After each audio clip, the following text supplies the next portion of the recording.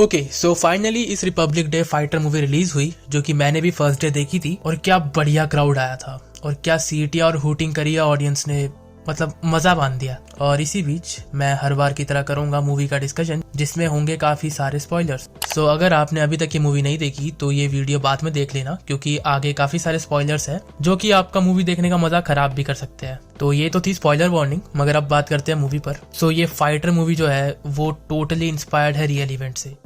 जब मूवी शुरू हुई थी तब हम देखते हैं कि कैसे एक बंदा कार में बॉम्ब लगा के सीआरपीएफ की गाड़ियों के बीच ला के सुसाइड बॉम्बिंग करता है। और रियलिटी में भी ऐसा ही टेररिस्ट अटैक हुआ था 14 फरवरी 2019 में। जगह थी पुलवामा, और इसी पुलवामा अटैक का हमारा रिस्पॉन्स था बालाकोट एयर स्ट्राइक। और मूवी में भी हम देखते हैं कि पुलवामा अटैक के बाद ऋतिक रोशन का कैरेक्टर पैटी और पूरी air force Balakot air strike के मिशन को अंजाम देती है। और मूवी में भी जहां एयर स्ट्राइक होती है उस जगह को बालाकोट बताया गया है।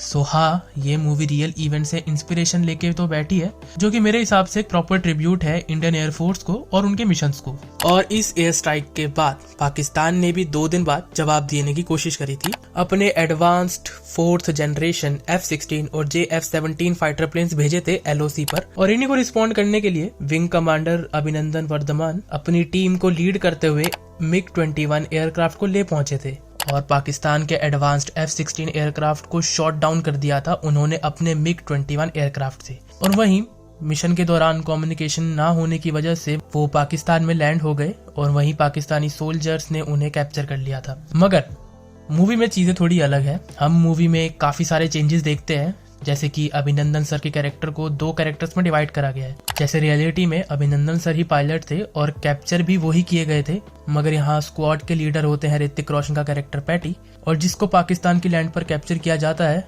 वो है करण सिंह ग्रोवर का कैरेक्टर ताज। और हाँ, जो बैश का कैरेक्टर था वो टोटली फिक्शनली ऐड करा गया है इस मूवी में सिद्धार्थ आनंद द्वारा। और वहीं अभिनंदन सर को इंडियन गवर्नमेंट अपनी सलाह मशवरे से ही हमारी कंट्री वापस ले आई थी।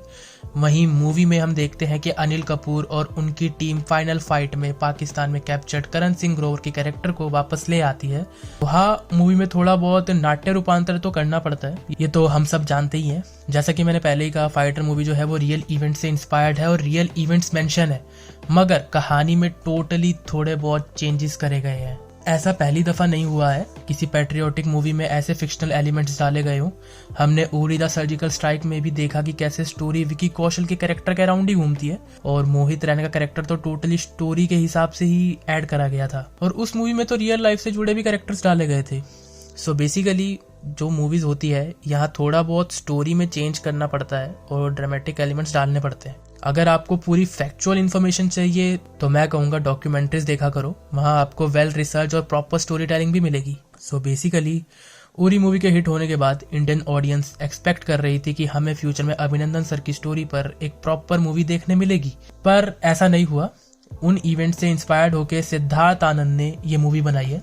और मूवी को लेके मैं यही कहूँगा कि ये मूवी जो है ये वन ऑफ द थिएटर वर्दी मूवी है, क्योंकि जो इसके डायलॉग्स है वो लिटरली मजा बांध देते हैं। और जब जब वंदे मातरम सॉन्ग थिएटर्स में सुनने को मिलता है तब यार वो अलग ही फील देता है। मुझे ये चीज़ काफ़ी अच्छी लगी कि इन्होंने मूवी के प्रमोशन के दौरान बेस्ड ऑन ट्रू इवेंट्स नाम का कोई स्लोगन नहीं डाला, क्योंकि ये मूवी रियल लाइफ इवेंट्स को मेंशन तो करती है पर रियलिटी पे बातें थोड़ी अलग थी। पर्सनली मुझे दीपिका पादुकोण का कैरेक्टर और उसकी बैक स्टोरी बहुत ही बढ़िया लगी थी। और जब एक सीन में आशुतोष राणा और दीपिका पादुकोण का कैरेक्टर एक ही सीन में स्क्रीन शेयर करते हैं, वो वाकई आउटस्टैंडिंग पॉइंट था मूवी का। बट स्टिल उनको ज्यादा मटेरियल नहीं मिला, जितना भी था स्ट्रॉन्ग था। हमने ऑलरेडी फीमेल कैरेक्टर्स देखे हैं एविएशन मूवीज में, फॉर एग्जांपल गुंजन सक्सेना या फिर अभी रिसेंटली आई तेजस। सो गुंजन सक्सेना में तो चीज़ें सही से डिलीवर हुई थी, पर तेजस मूवी बात नहीं करे तो ही बेहतर। सो यहाँ दीपिका पादुकोण को जिस तरह से कोटिंग दी गई है मुझे तो बहुत सही लगी as compare to Kangana Ranaut के कैरेक्टर से। और भाई फाइटर मूवी में ऋतिक रोशन की परफॉर्मेंस बहुत इंप्रेसिव थी। जैसे काबिल मूवी में उन्होंने जो आउटस्टैंडिंग काम करा था ये बिल्कुल उस लेवल का था। और सच कहूँ तो उन्होंने अभी आई अपनी सभी मूवीज में अच्छी परफॉर्मेंस ही दी है। मतलब मुझे नहीं लगता उन्होंने अपनी किसी मूवीज में अभी तक बेकार परफॉर्मेंस दी होगी जो अभी रिसेंटली रिलीज हुई है। बस अगर कुछ चीज मुझे बेकार लगी है इस मूवी में तो वो था इसका विलन। मतलब इतना बॉडी बिल्डर और फालतू का प्लॉट आर्मर दे रखा है विलन को। लाइक मूवी के एक सीन में धमाकेदार बालाकोट एयर स्ट्राइक होती है और उस सीन में सभी टेररिस्ट मर जाते हैं, लगभग वहां जितने भी लोग होते हैं वो सब मर जाते हैं। और उसी सीन में विलन को बस एक छोटी मोटी चोट ही आती है और आगे के सीन में हम देखते भी है कि उस पर इंजरी का कोई इफेक्ट ही नहीं हुआ। उसको जो छोटी मोटी चोट लगी थी वो टोटली अब गायब हो चुकी है। एटलीस्ट उसके हाथ पांव तो तोड़ देते, थोड़ी बहुत तो फील देता कि भाई एयर स्ट्राइक का इफेक्ट हुआ है उस कैरेक्टर पे।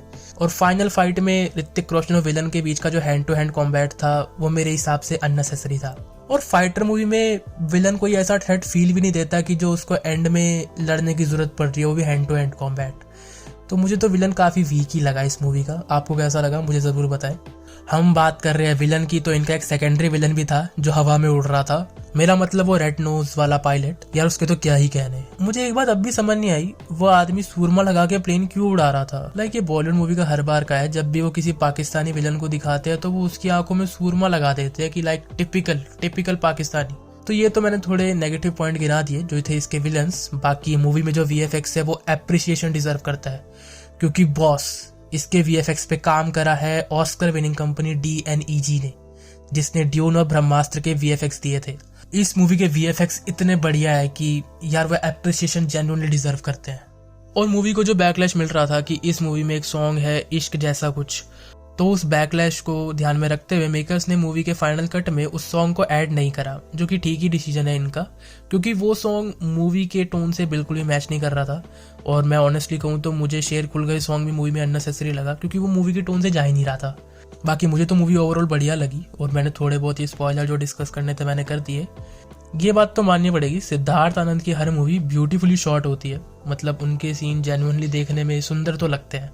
ओवरऑल ये मूवी मुझे तो अच्छी लगी और ये बॉलीवुड का ट्रिब्यूट था इंडियन एयरफोर्स को और बालाकोट मिशन को, साथ ही अभिनंदन सर को भी। ओवरऑल देखा जाए तो मुझे तो ये प्रोजेक्ट काफी बढ़िया लगा। बाकी मूवी और इससे जुड़े रिव्यूज तो आपने देख ही लिए होंगे। आपको ये मूवी कैसी लगी मुझे कमेंट्स पे जरूर बताना। बाकी मैं मिलता हूँ आपको नेक्स्ट वीडियो में, तब तक के लिए बाय बाय।